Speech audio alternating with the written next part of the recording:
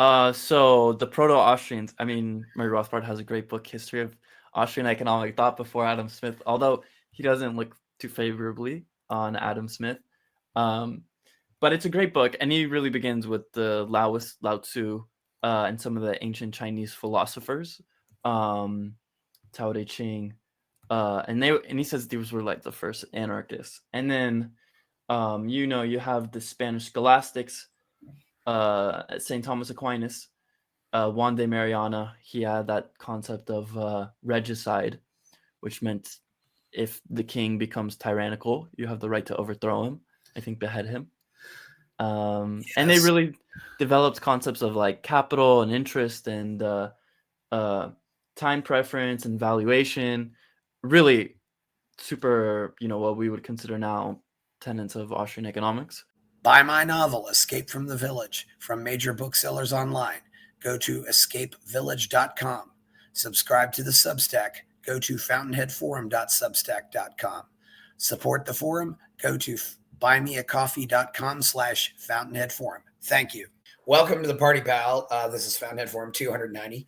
I'm talking to Matthew Geiger, who is a economics expert in economics. He's leads the Menger School or the Carl Menger Institute for Free Market Economics. Of course, Carl Menger is one of the largely considered the father or the grandfather of the Austrian School of Economics, where all of these students came after him.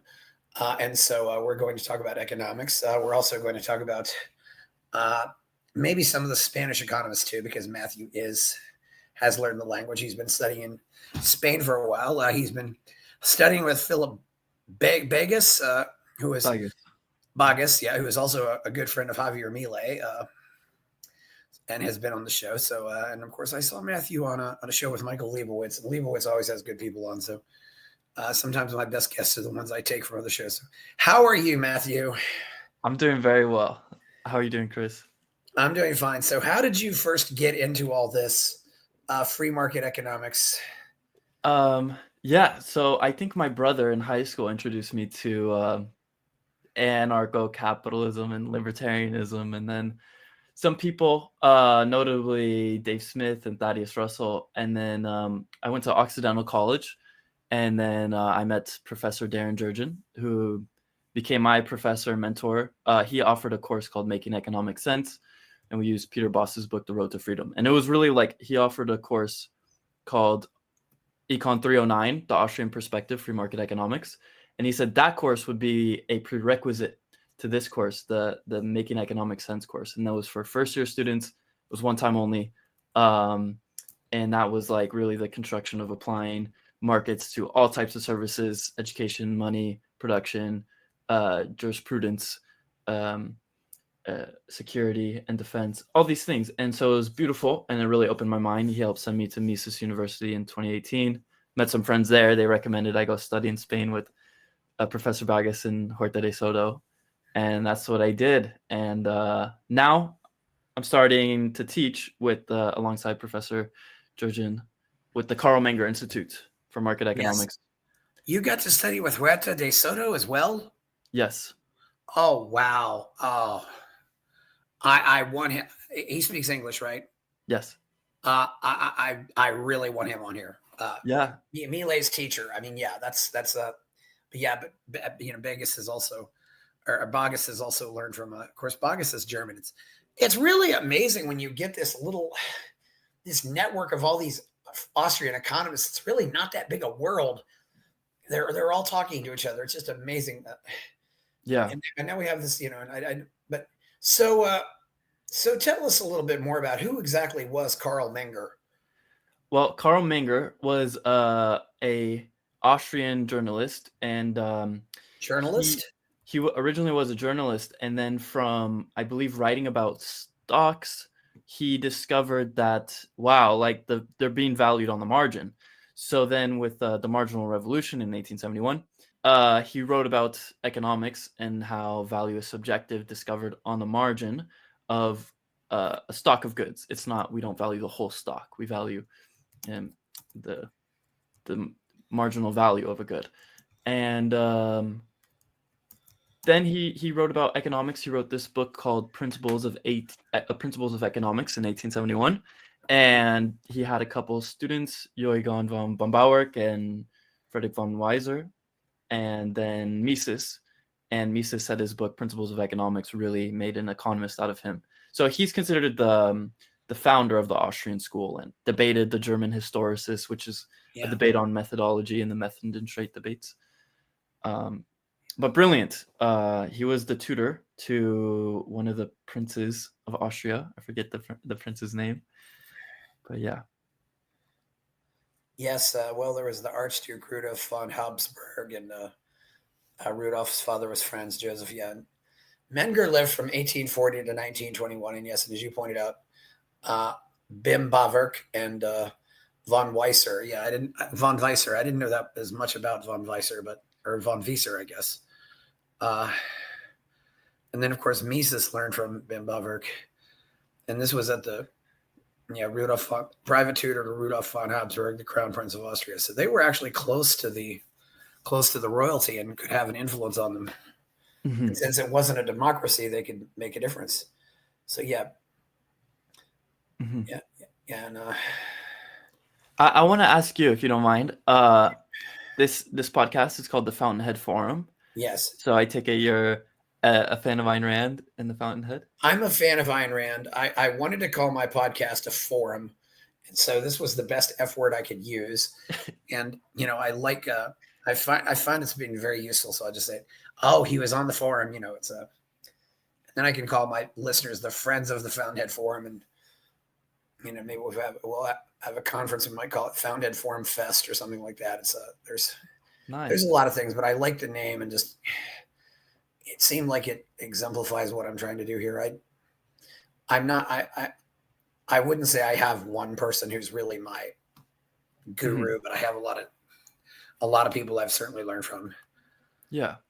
So you've ended up in so this was so where'd you go? So what was Menger's influence in Austria, since he was close to some of the monarchs? Obviously, he was able to maybe make a difference there. Yes. I've heard that his students von Bauer really saved Austria from hyperinflation, and he was put on one of the I believe the coins or on one of the currency payments. But I mean, above all, Menger, I think his most lasting influence has been an intellectual one, with the Marginal Revolution and the birth of the Austrian school.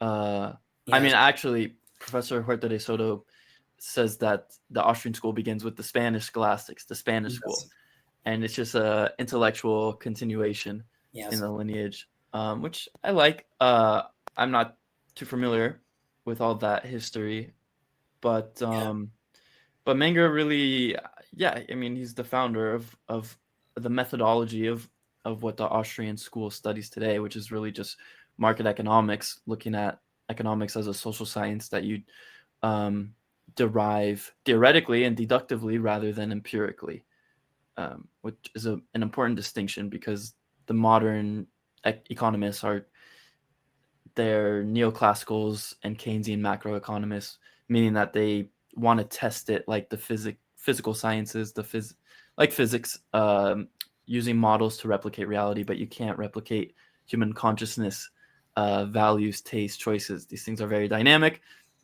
part of the human experience, and you can't model this. And to try to really, I think, looks at humanity in a very cynical light, perhaps, or an authoritarian one, perhaps, even, where you look at people as penguins.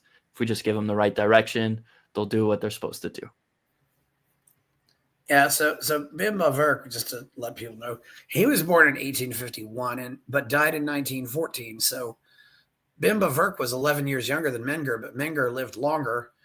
And interesting too, Bim Bawerk left right before the war really began, World War I, that is. So, but he was also Minister of Finance, and they were also noticing, the beginning influence of something called Marxism, which was starting to take over the system. What can you tell me about this book, The Marginal Revolution?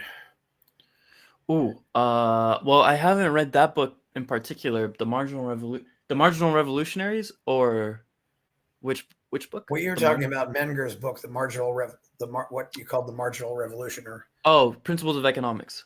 oh, the Principles of Economics. Yes.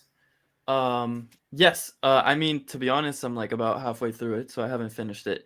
But in this book, one of the most important concepts, well, he begins by discussing what is a good, the nature of goods, and it's something that we can use and value from our mind. He goes into the theory of goods, the theory of exchange, theory of prices, a lot of theory stuff. But yeah, he's discussing value. He discusses, perhaps in another work as well, the origins of money, just how like money evolved over time from being a direct barter commodity like wheat or barley into the indirect exchange of the metallic standard, um, something that we can use for a later time and not directly what we want, the medium of exchange.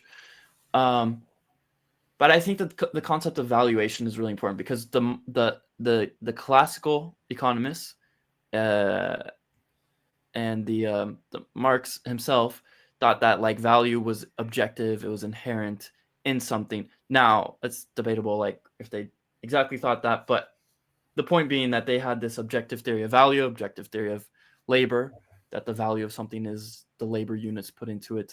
And Menger was saying no, no, the consumer values something and that determines the prices for things, as well as he values things on the margin, meaning that like you don't value all the water in the world, you value the direct water you can consume now, and then you value less the later units of water you can consume later and use for other means, to put it simply.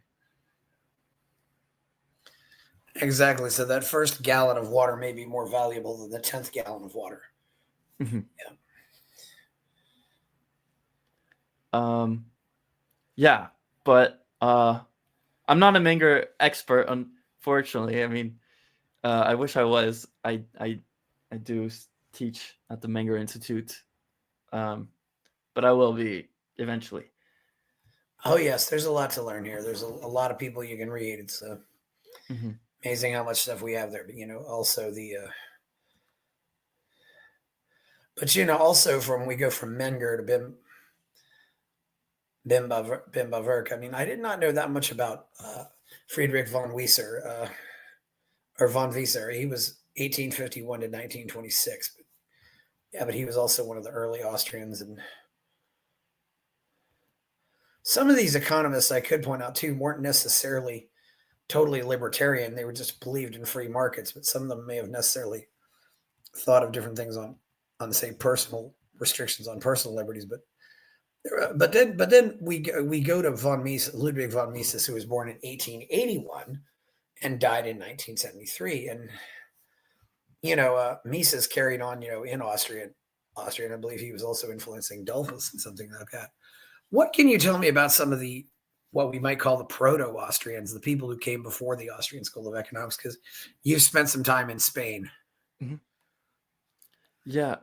So the Proto-Austrians. I mean, Murray Rothbard has a great book, History of Austrian Economic Thought, before Adam Smith. Although he doesn't look too favorably on Adam Smith, um, but it's a great book, and he really begins with the Laoist, Lao Tzu, and some of the ancient Chinese philosophers, um, Tao Te Ching, and he says these were like the first anarchists, and then you have the Spanish scholastics, Saint Thomas Aquinas, Juan de Mariana. He had that concept of regicide, which meant if the king becomes tyrannical, you have the right to overthrow him.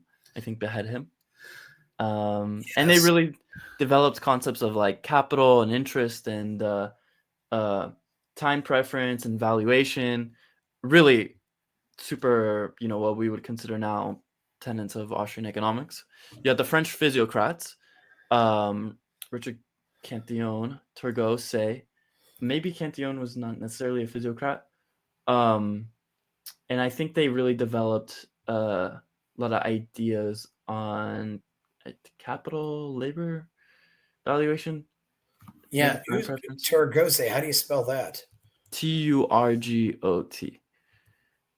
I can't recall exactly, but they were really the economic thinkers just before the Austrians.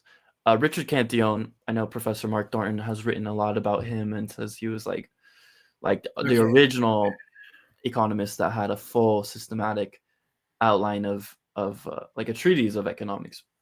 Yeah. Okay. We got. Yeah. It's actually on Robert Jacques Turgot, Mm, hmm French economist and statesman. Yes. Yeah. So the French physiocrats in the 18th century, and then you get into Yeah. The physiocrats. Yeah. the Austrians. Yeah. And there was a lot of Spanish scholastics at the School of Salamanca. And Yeah. Can you tell us more about the Spanish scholastics? Because this seems to be where it all really started. well, yeah, I believe they were studying at the University of Salamanca in the 16th Yes. century and into the 17th century. And there was many of them. Um, uh, I mean, Rothbard's chapter on it is very, very dense and well informative.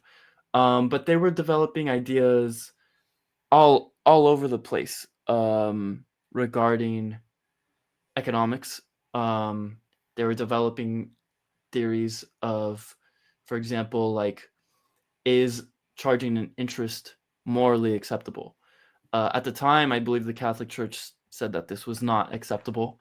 They also were writing extensively on banking because banks were kind of doing a form of, I want to say, fractional reserve banking, or like loaning out some of the bank, well, as it was like a money warehouse, the savings in the banks.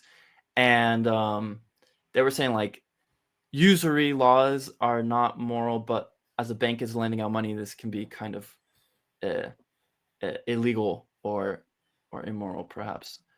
But yeah, Professor Huerta de Soto writes a lot about the Spanish scholastics, so I would recommend his material on that.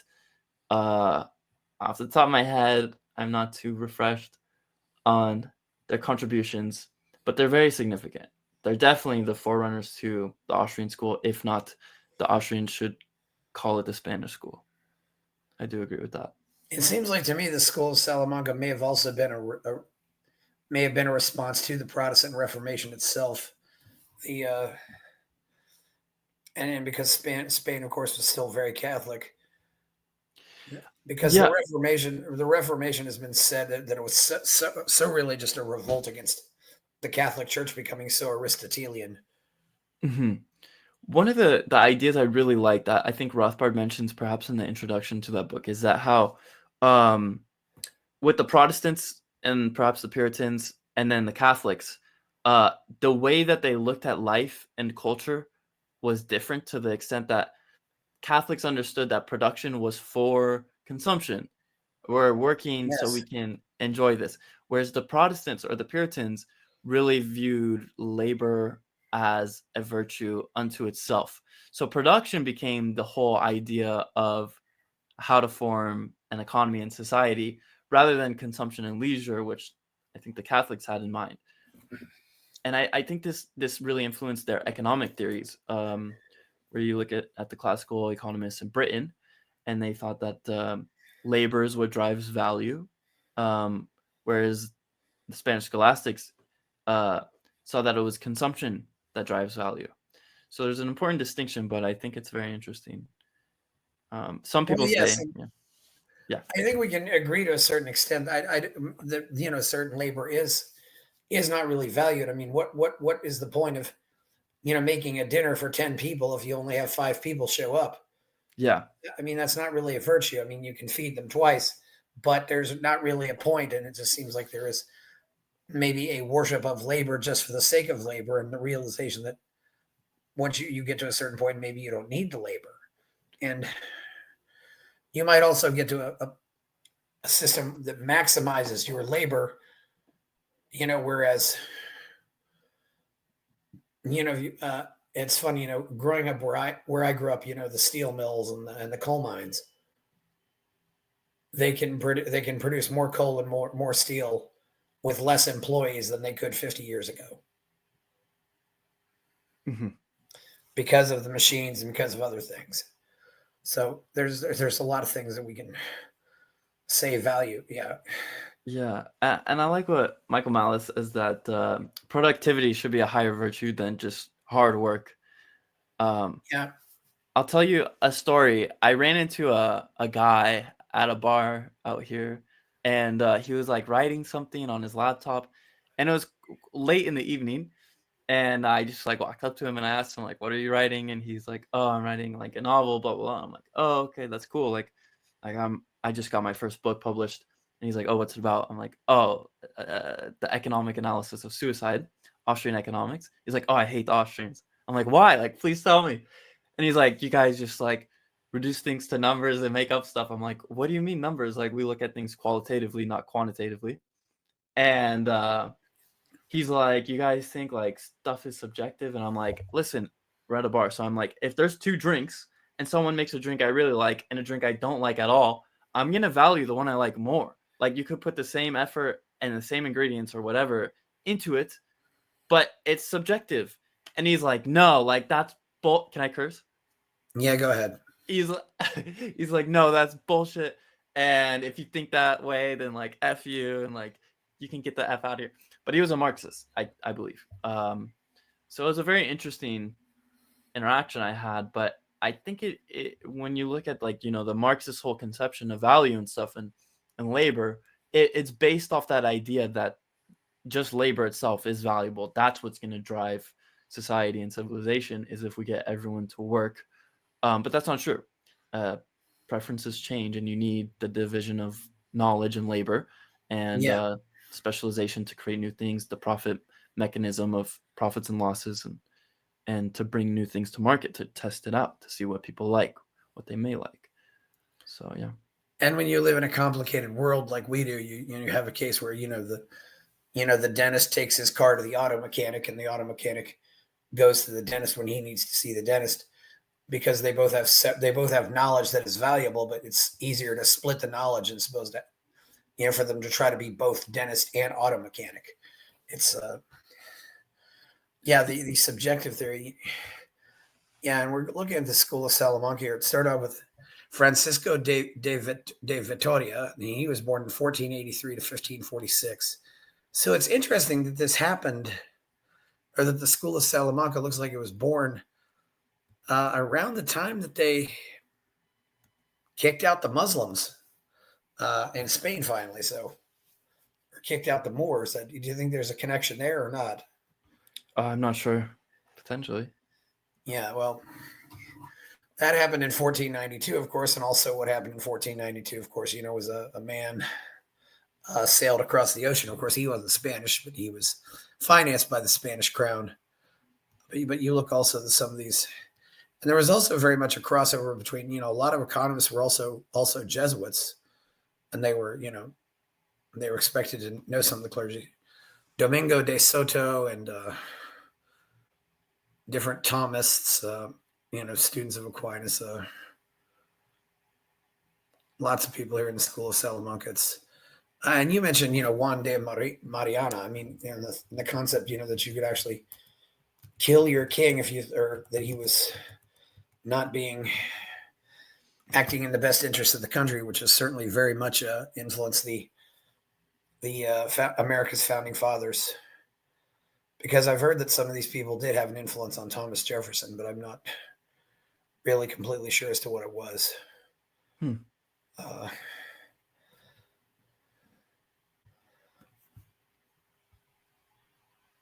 So yeah. So what else did you learn about the Spanish? You also mentioned, the French physiocrats. What happened in France? Because how did France go from these physiocrats to Rousseau, for God's sakes? Whew, that's a great question. Well, I don't know how they went to Rousseau, but the 18th century France, I think, is really an interesting one. I'm not too well versed in it, but up until the revolutionary period, Yeah, I feel like it was just I don't know, like there was a lot of philosophers and thinkers and people writing about economics, um, closely attached to the aristocracy. And at the same time, there's a good book by Thomas Hitler. He's a French historian, called Citizens, Soldiers, and Armies. And he's talking about how, like, almost as the influence to Prussia, the French armies were really trying to create a disciplinarian revolution where they were looking at the state as becoming an ideal rather than an instrument, and transforming the society to get more troops and all these things. And perhaps, that maybe influenced Rousseau, but I don't know. I should read more about it. Yes, Thomas Hitler, Hippler. That's Citizens, Soldiers, and National Armies. Okay, yes. Mm-hmm. Great book. Every sentence is like a citation, and he really traces the history during that revolutionary period in France and Prussia, of like how the state really transformed, and monopolizing the raising of troops, and then making it not just seasonal but annual, and bribing everyone and saying we're going to support your family and all these things, and identifying one's personal life with the state, and creating that ideology of the fatherland and all these things that Oh, have really goodness. influenced. And boy, Yeah. those ideas just cause so many disasters. Mm-hmm. Oh, yeah. France, there was also the Marquis state Mirabeau and Yes. Francois Quesnay, Kisney. Yeah. yeah. Yeah. Yeah. And Rothbard writes about those people in his work. It's a great work. I highly recommend it. Yes, Rothbard certainly was I don't know. Did Rothbard ever go beyond English? I don't know if he did. I don't know. He only knew English. I think he was obviously reading. These things were translated, but I think he was just read. I don't know if he ever spoke another language besides English. It's pretty interesting, So not really much else to cover here on some of these early economists. It's very interesting how that happened, though. How we went from the neoclassical to the Austrian. This thing you've talked about, the economics of suicide. What's this about? Yes. So this was my master's thesis that I got published, but it's Yes. currently also my PhD thesis, and it's analysis of institutions, specifically institutions created by the state and how they affect society. So yes, it's essentially how the existence of the state produces more suicides and suicidality um, than what otherwise would occur in a free society. And this is due to the nature of its institutions having to conform people, mold them into the values and priorities of the state rather than people being free. So I look at this through monetary manipulation, the production of money with the Federal Reserve, the inflation it creates by printing more money, the Cantillon effects. Investments go into the lines of militarism, the military-industrial complex, production of war, ideological manipulation with public education, creating values deemed, obedient, submissive, and docile. And then I look at some medicine, and why socialists and statists want to control medicine, because if they control medicine, they make decisions of what people get, what people receive, essentially. So medicine is the number one target for all socialists. So I look at that. If there's socialized medicine, how does that affect society? And now, especially with medicine, we have like in Canada, medically assisted in dying and dying with dignity. If you look at the Soviet Union, doctors were putting people to death under socialized medicine because there was no incentives to take care of people. So that's why in socialism you end up with so much death and destruction, called democide. And so I'm saying, tracing it back to the state and how the state really harms society. And this is the essence of my research. if you look at the modern day suicidologist or someone who wants to advocate mental health, even when they look at the case of suicide, they'll say, oh, this person committed suicide due to financial anxieties or whatnot. But that's the opportunity for an economist to discuss, how did the economy become disrupted? How did inflation occur? Because this is something an economist can understand, but perhaps not a psychologist or a therapist or whatnot. So yeah, this is my research in essence. Yeah. How did the events of 2020 go into all this? Because I certainly heard stories of kids committing suicide because of the insanity that was happening during all this, for no good reason whatsoever. Oh, hey, let's shut down the economy. Oh, hey, let's everybody stay at home to be, I mean, it was so ridiculous. And I know it had a very negative impact on kids. Yeah, I mean, absolutely. This directly influenced my research. The deaths of despair. People told that they can't live, they can't work. You have to stay inside and do nothing, and not even for 2 weeks, but like years. Yeah, you had a skyrocket in suicides, and this is the direct result of the authoritarian dictates of governments. Um, so yeah, so I mean, this is what I write about. I mean, in a free society, you determine for yourself how much risk you want to take on, because I think a lot of it too is the media and the fear mongering, getting people to comply and conform. Tenez la beauté, the politics of obedience. But if there was no media, no corporate media, I don't think a lot of people would be as scared as they were, let alone even as affected, uh, or realizing that there was even this thing going on. I mean, it was just because we shut down, made a whole mass event, that people thought that this was worse than it actually was. And so now I'm writing about this, and I really do think it will be a influential work. It seems to me as though also, did you explore, what I would call what I would call more of a societal suicide? For example, the fact that so many people in the state, especially as the world's become more statist, are not having children. Hmm. I mean, there's many variables to why people aren't having children per se. As many. Uh, If you're not having kids, it can't indicate, hey, I have no hope for the world, so I'm not going to bother. And so I think I don't know. I don't know. People make. I've heard of people making that conscious decision. Especially like, well, my kids will. I'll lower my carbon footprint. That kind of stuff. oh, the anti-natalist movement. Yes. I mean, yeah, it's very cynical. It's very nihilistic. Uh, yeah. I mean, I don't know. I haven't really looked into that as much. Um, it is definitely a cultural phenomena, but yeah, I like the theoretical analysis of the institutions more than, like, I guess, the cultural influences. Um, that's not my forte. Well, it does seem as though it does create a situation where you're disincentivizing having children and you're kind of breaking up the families. Certainly, with we had situations, I think, where families were a little more interdependent on each other than they are now.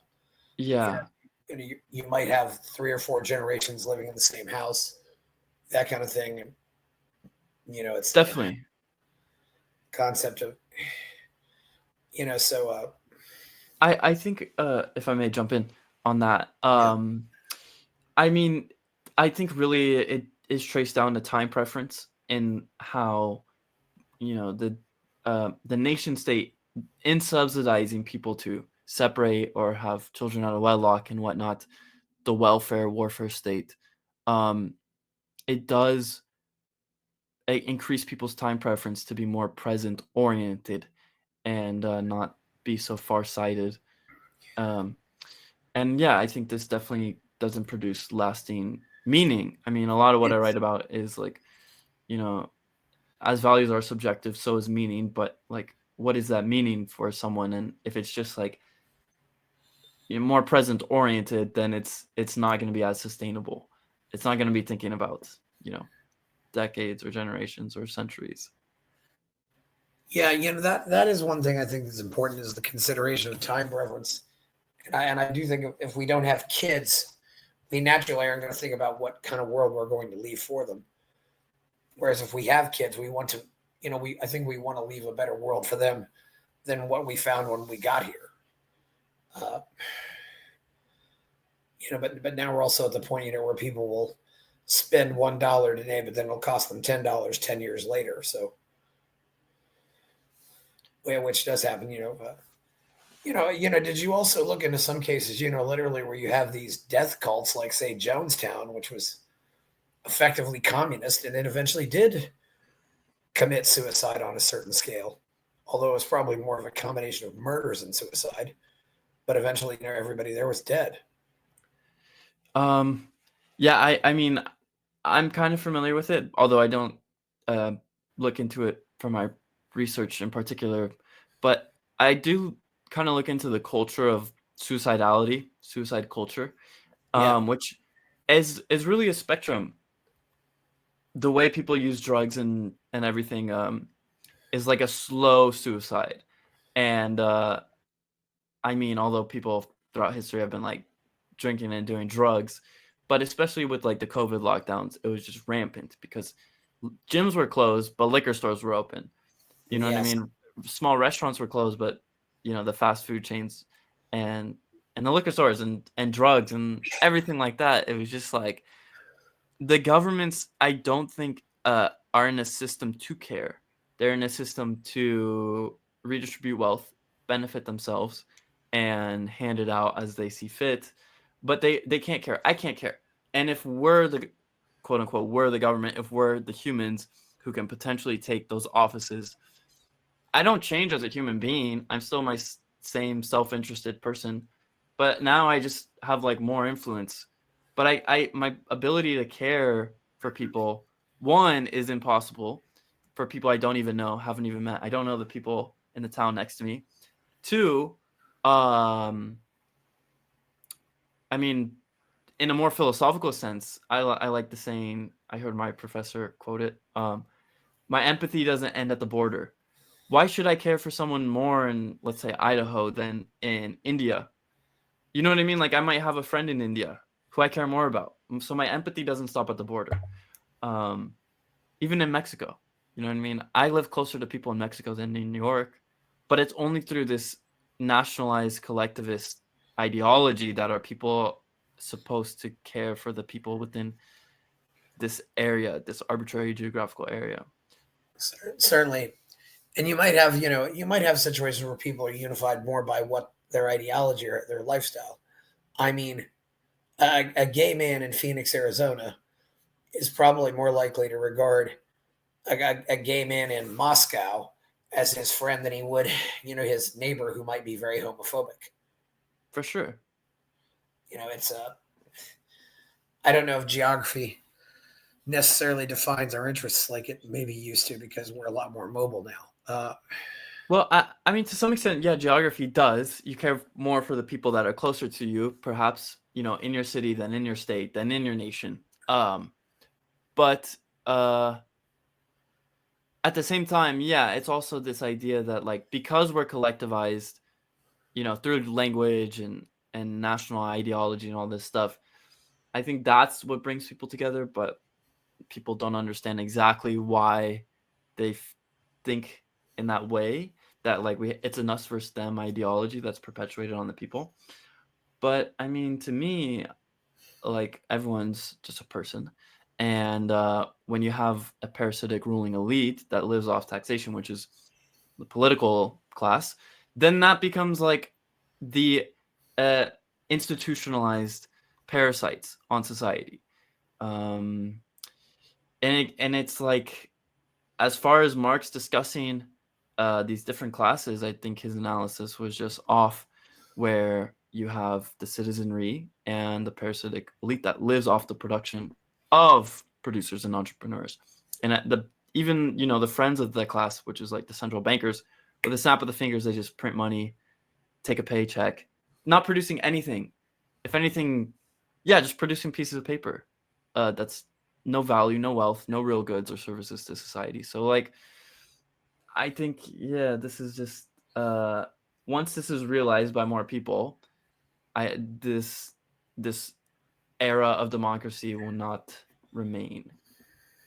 I'm reading Democracy: The God That Failed by Hoppe right now. Yes. It's quite good. What do you think will go to it once democracy isn't here anymore? Well, I think what will happen is there will be a monetary revolution uh, because of the monopoly on the production of money by the Federal Reserve and the governments. Um, Once that is up, ideologically, people will turn to other currencies. I like Bitcoin. Perhaps there'll be Yes. another. Some people like gold. It's all fine. But with the monetary revolution, then you'll undermine the nation states. And then I do think you can have the opportunity for the city state, not the city state, I don't want to use that term, but like a free enterprise city, a private law society to come up. And you just need one. And as it becomes peaceful and super prosperous, other people from around the world will see the model of this city and then it will replicate. And then you'll have the demise of nation states and the road to freedom. So it comes back to money. Yes, it does. I don't think we're gonna have this like civil war. I doubt we're not gonna return to monarchies. You're gonna have a not naturus nubis, a natural elite. That's like the most impressive people will be the people trust. And I think those people will be able to kind of lead society towards this direction of freedom. Of course, you have the opportunity for people regressing into a totalitarian society, which I think we can't avoid. So I'm optimistic. I mean, I'm just cynical on politics and democracy. I have no faith. I mean, look at like the younger generations. Like what this is a joke. I mean, through one person leading 330 million. Of course, it's not a democracy. It's an oligarchy. There's still the ruling elite. It's still a small minority. That's why it's like everything just contradicts itself. So, yeah, we see through this illusion. What else is giving you hope right now? Uh, my institute, we're teaching Okay. the best curriculum on free market economics.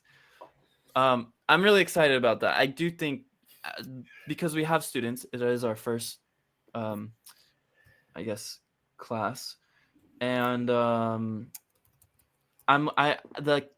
speed at which these ideas are spreading and being like understood and accepted is exponential.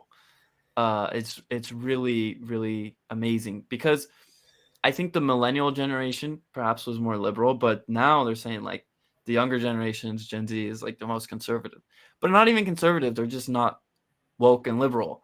Uh, so they're not like traditional conservatives like boomers. You know what I mean? They're like, if anything, I think more anti-war or the potential to be, and they want freedom because they've been locked down for a significant portion of their lives. And some of them, I think, just don't know what life is about, perhaps due to that circumstance. But the other ones are like me. I'm like, wow, like it's just a pyramid scheme.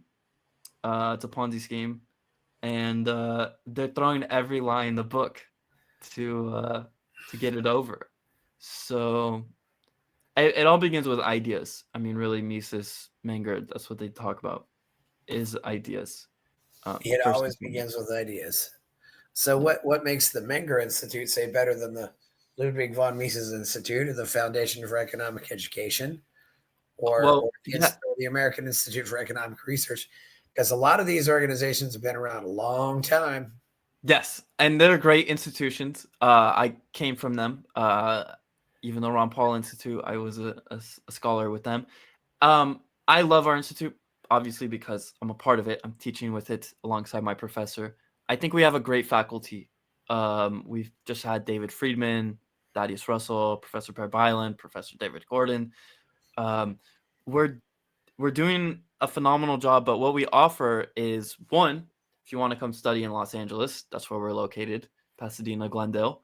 2, we teach praxio um, uh, economics or praxionomy, which is this idea that we really don't believe in like this natural rights theory of inherent rights.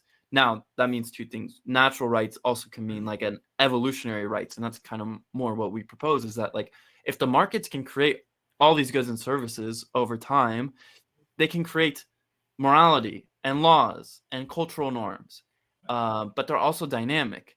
So we're not committed to any one morality per se. It really is a dynamic unfolding discovery process, if you will. So we teach that praxionomy. We teach economics, but I don't know. I just love the energy. I mean, we're brand new, so we're growing, and I know we'll be successful. And yeah, we're looking for more people to be affiliated with us, students, donors. We just I'll show you. We're making these readers, which is just for every pillar once a month, a collection of essays. And we just we read these and then we teach about it. So we began with the foundations of human nature and society, and we go into catallaxy, market social cooperation, turning enemies into friends via the market process. Then we go into institutions, why bureaucracy cannot produce the same results as a market economy. Now we're going into governance, comparing monarchies, democracies, and the natural order. And I'm very excited. And then we're going to be talking about money, and I don't know. I've been to so many of these programs for students, and I do believe we're gonna have one of the best ones, no doubt. Yes, you got some good people involved with this too. I mean, including Mark Skousen and Parrot Island and David Gordon. Yes. So that's a good basis to have. Yeah. Wow. And we're gonna have some more professors, Professor Lukas Dominiak. Yeah, we're looking to get more, of course, but I'm just excited. It's fun to teach. It's my first time teaching in person. I think that's very important that you love to teach, and you can really make a difference in people's lives when you love to teach. Mm-hmm. It sounds like you had some great teachers. I did. I had the best teachers. Professor Jurgen, Professor Huerta de Soto. These guys bring so much enthusiasm and energy, and that's really what it is. Yeah. I think for myself, as I'm learning, it's a performance, and you have to teach with the energy. Uh, Anyone can read a piece of paper. I don't want to be read to. I want to be taught something, and the way that's conveyed is very important. And I think that's the essential role of a teacher. Yeah. And You mentioned Jurgen. Is that Darren O D Jurgen, yes. DJERDJIAN? Yes. Yes. And he hasn't been on any podcast, so like no one knows about him, but I've been his student. All the students at Occidental have loved him. Occidental was where he was teaching, where I went in Los Angeles, and they got rid of him because they don't want free market professors. They want statist socialist professors. So Occidental has shot themselves in the foot.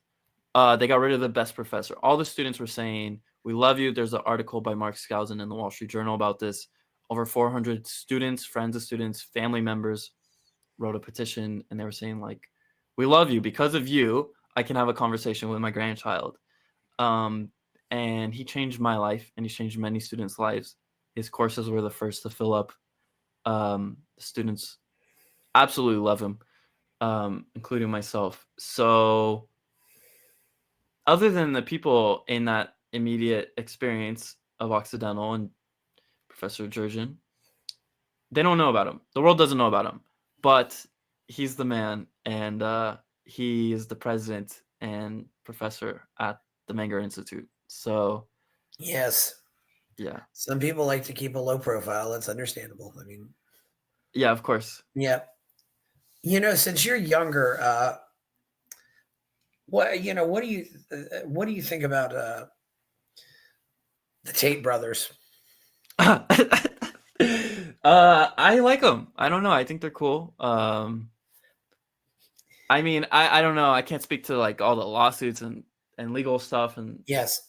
the exploitative stuff, but I mean, as far as like their messaging of like just be strong-willed and strong, and you know, not that I'm the biggest advocate of the Puritan work ethic, but I think it is a message that is really resonating with the younger generations because everyone else is telling them the exact opposite.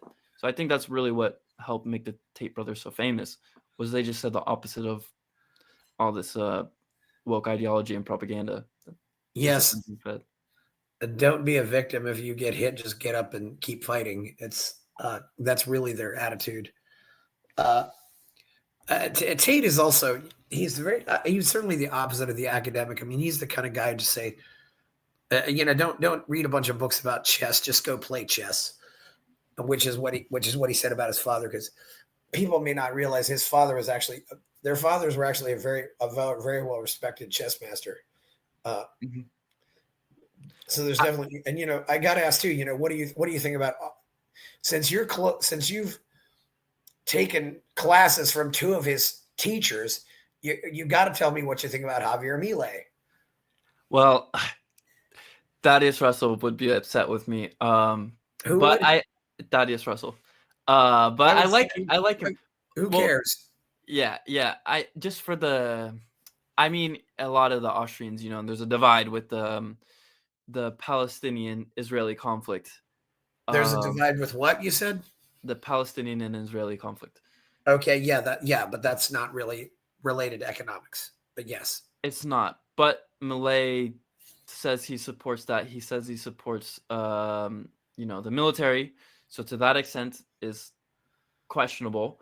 But yeah, I love that he's an Austrian economist, anarcho-capitalist, speaking fearlessly. I think he's been a great example of someone who has these ideas and is not afraid to speak up. He has tremendous courage for what he's doing, what he has done in that regard, and it really is inspiring for me, especially because, yeah, I mean, I have the same professors as him, and he's talking shit of freedom and anarchy and capitalism like no one's heard it before. So he's setting a great example in that regard. It's really inspiring for me. yes, of course. I mean, I think he's doing the philosophical re-education that Ayn Rand said was necessary. Are there anybody else out there that you think is worth mentioning? I mean, Hayek, Ayn Rand, David Friedman. There's a lot of people out there who've done a lot of good work over the years. I think a friend of mine, Ed Fuller, he just gave the Henry Hazlitt lecture at the Yeah, Mises Hazlitt, of Institute course. Yeah, at the Austrian Economic Research Conference. But Ed Fuller writes a lot about Keynes and has taught me a lot about how Keynes, first of all, had a political theory of socialism. He was a non-Marxist socialist. So he created his general theory with the ISLM model to, in essence, justify um, intervention in the economy to lead step by step to socialism. So he was not a Marxist socialist, but Keynes was indeed a socialist, and people, even leftists, think that Keynes is a capitalist, and this is the biggest delusion I think that there is in economics right now. Um, so first and foremost, we have to overthrow this whole conception that Keynesian economics is somehow capitalist. It's from its foundation socialist. Um, but yeah, as far as like other intellectuals, um, shit, I'm definitely blanking. Uh, I don't know. I've been reading. Well, I've been reading and I've been seeing a lot of people citing Bertrand de Juvenel in his book on power, and some other works of Richard de his. Juvenel. Yes, I'm aware of that book. Yes, I want to read it. That's kind of what's on my list at the top. there are a lot of good books out there that look at the nature of relationships because ultimately that's what politics is. It's really You, just the science of human relationships. I think one author who's very, very well, like unknown is Edwin C. Riegel, Riegel. His books, The New Approach to Freedom and Profit, what? Some of his work is amazing. He was I believe, an economist and theorist, and yes, I want to give more credit to Riegel. Yeah, he was cited in Peter Boss's book, The Road to Freedom. Peter, BOS. Yes, it looks like VOSS. Looks like Harry Brown also was influenced by Regal. That's certainly good to know. I have to admit I had not heard of this guy, but it looks like somebody I should have heard of. Yeah, he's very I mean, just overlooked. Yeah, I mean, I heard about him through people I've met, but yeah, I think he's also a phenomenal author and theorist. Yeah, I That's one great thing about here. We can learn about people that we may not know about and maybe publicize people. I mean, one person I'm a big fan of Algernon Sidney, uh, who was a contemporary of John Locke in England at the time and was actually more radical than Locke. And he actually got hung in a alleged plot to kill the king in 1683, but he wrote a volume called Discourses Concerning Government, which was resurrected by Liberty Fund. Jefferson and Adams read him a lot, though. It's a forgotten founding father. Well, Well, this has been is there anything? Have you anything else you want to say before we go? I think we've gotten pretty good in here. I honestly, I think there was one thing I wanted to also mention. Oh, going back to the Tate brothers. I think they're always a fun discussion topic. Yeah, I think a lot of it is a persona, because that's what plays into the media. But Yes. I think they're a lot more intelligent than they let on to be. Yeah, and I mean, like, yeah, I think in the early days they were acting up to get the attention, which has worked out for them. But yeah, I mean, I don't know. I would smoke a cigar with them. I don't need to smoke, but it might be fun guys to sit down and have pizza with. I mean, they should. Tate is an amazing storyteller. I mean, that's one quality people don't realize. And I suppose some of these stories he's just making them up. But when you tell good, I mean, telling good stories can be really powerful way to teach people things. He's like Aesop in that regard. Well, it's been good, great having you on here. And we can find you where? You can find me at the mengerinstitute.com, and as well, I have a YouTube channel, Matthew James Geiger, my name, and then I have an Instagram, vacuous_vocation. What was that last one? My Instagram is vacuous_vocation. Vacuous vocation. Okay, vacuous. Okay, yeah. I will. Okay. Well, yeah, this has been good. Thank you, Matthew. Please like this video, subscribe to the channel, check out my Substack, buy my novel, Escape from the Village, and please go to Buy Me a Coffee where people are supporting the show. This has been very interesting, Matthew Geiger. Thank you very much. I'm Chris Baker. We're out. Buy my novel, Escape from the Village, from major booksellers online. Go to escapevillage.com. Subscribe to the Substack. Go to fountainheadforum.substack.com. Support the forum. Go to buymeacoffee.com/fountainheadforum. Thank you.